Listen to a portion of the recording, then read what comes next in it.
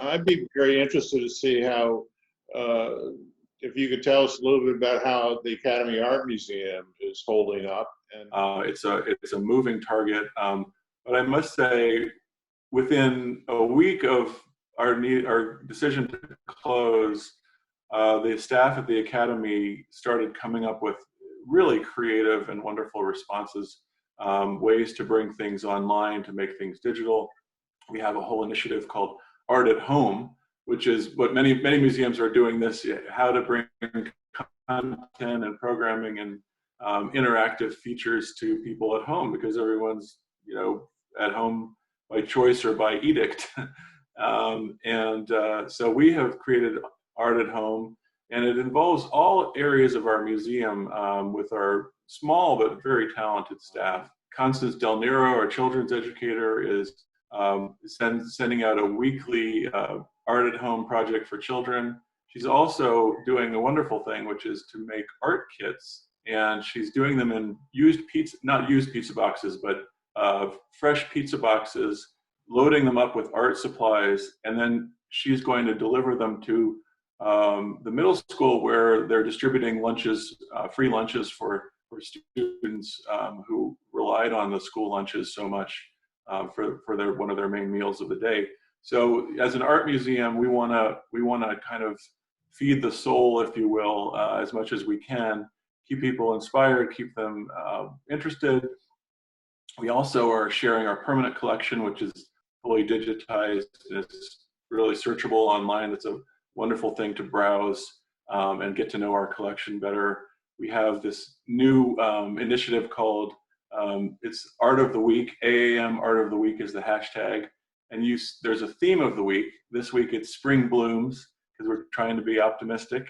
Last week it was hands, because we're all washing our hands. And we have this wonderful Berenice Abbott photograph of Jean Cocteau's hands clasped over his hat. And so that's something we felt was, universal, and everyone could identify with hand washing. And so as each week we're going to roll out a new feature called Out of the Vault, which is featured work from our permanent collection shared digitally. And we've just launched an initiative called Ask AAM, which is the hashtag on our Instagram page. And so you can submit a question about the permanent collection, about museum, and one of our staff members will get back to you in a fun and informative way. We want other things that we're doing. We're starting to film our very talented art instructors, adult art class instructors. This week we had a watercolor demo with Maggie Sarfati, and we are in the process of filming Brad Ross, who's one of our great instructors, on a whole course on drawing online, which you can do at home. And Katie Cassidy, who runs our adult class program, has been very active, and she'll be very much involved in filming a course of her own. I'm very proud of our staff for kind of whirling into action to create a growing digital environment. We have wonderful lectures on our YouTube channel.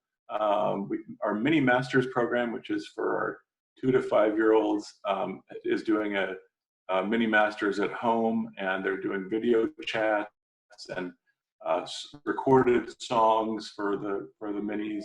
And so we're firing on all cylinders, even though it's digital and online. In reading about so many museums in the country which are shuttered, the big ones to the medium to the small, I think this will create a lot of innovation.